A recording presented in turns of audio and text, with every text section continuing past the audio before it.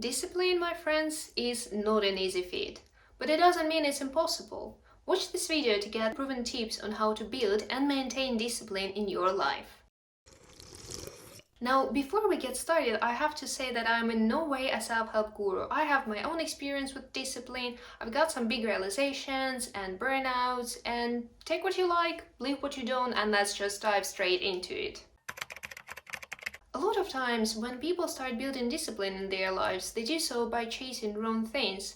They see someone out there, most likely on the internet, doing something cool, and then they'll be like, Oh my god, I need that in my life too! I need to read 5 books per month, I need to get ripped, I need to start a business. You can choose your own example. They don't compare the goal or their target behavior with their core values. Basically, they don't ask themselves why. The thing is, a lot of time we chase a certain behavior not because it benefits us, but because it's trendy on social media or trendy among our friends, or we might be even forced to. Things like studying, working as in hustling, a certain type of diet, a certain type of exercise, if not examined against our values, is just a trend and nothing more. You're probably familiar how the most popular advice on building discipline is to internalize a certain behavior as part of your personality. Well, it kind of works both ways.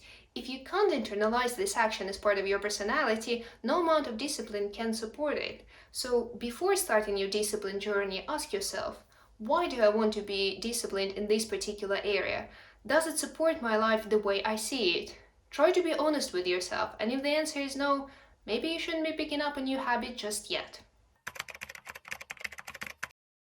This one comes from a bestseller book on productivity, Atomic Habits. The main idea is that you should focus more on building systems instead of goals, since goals are momentary achievements that don't lead to an actual progress or change. Goals are good for setting a direction, but systems are best for making progress.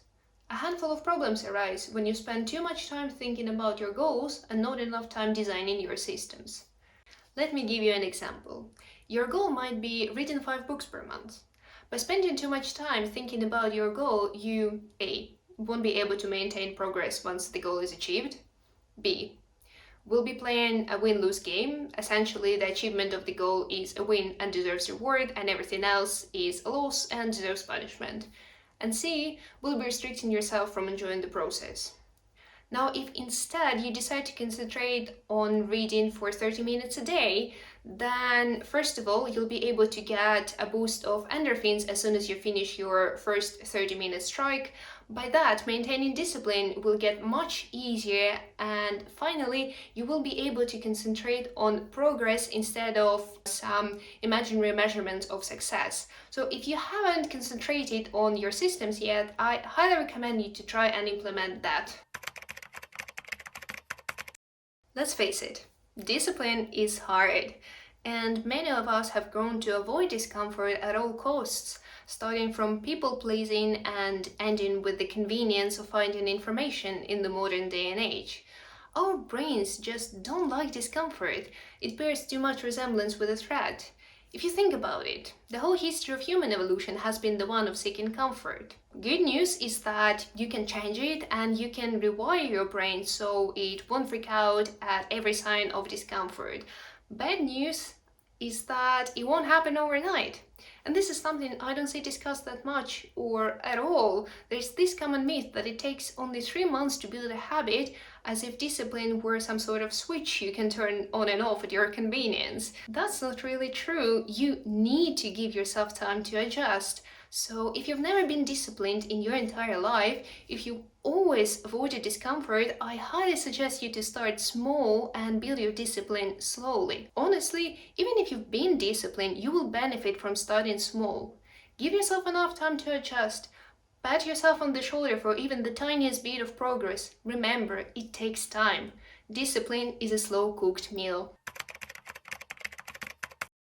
Another very common misconception about discipline is being able to do many different things in a very short period of time.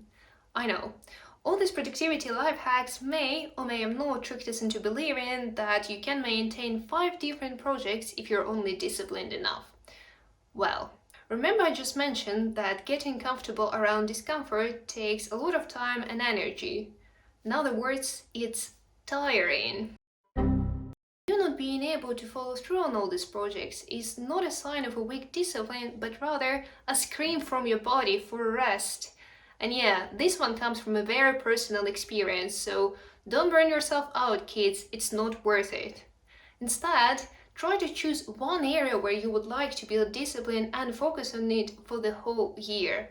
No, but really, focusing on one habit at a time is the only way to build lasting discipline without creating unnecessary fatigue. Now you might be thinking to yourself, okay, genius, what does letting go have to do with building discipline? Well, that's rather simple actually. If you want to build lasting discipline, if you want to concentrate on one thing at a time, then you will have to let go of something eventually. In the very beginning, it might be a form of entertainment, like playing video games or scrolling on your phone. The more you progress on your discipline journey, however, the more you'll be realizing that sometimes you have to give up things that you like spending time with your loved ones, or even the habit that you just created for the new habit you're still thinking of. That's another thing that I don't see people discuss that often. I find that many of us struggle not with discipline per se, but with the sacrifices we have to make in order to build it. The skill of letting go, however, will be important not just when building new habits, but in any other area of your life. So I highly suggest you to take some time and learn how to let go of things that don't serve you anymore. This one I personally learned a year, 2 years ago when I started my full-time job, and I quickly realized that there is no way things will always go as planned. In an ideal world, we all would love to be disciplined with nothing getting in our way.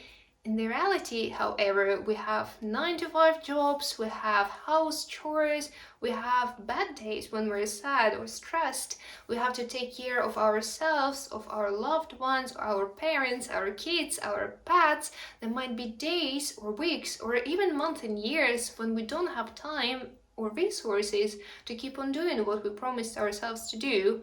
Real people's schedules aren't always the same, and that's okay. You can take as many days off as you need to. All you have to do is just to come back. And that's the power of it. There's no guilt tripping, no beating yourself over it. You just pick up from where you left and you keep on going. What we discipline is not our badness or our wrongness. What we discipline is any form of potential escape from reality. In other words, discipline allows us to be right here and connect with the richness of the moment. And there you have it. Here are my 7 proven tips on how to build and maintain discipline in your life. I hope you have found something useful, and I'd like to finish this video by reminding you that discipline is not a punishment, it's just a framework to rely on, so treat it as one. Try to meet yourself halfway with compassion and kindness, and I promise the results won't make you wait.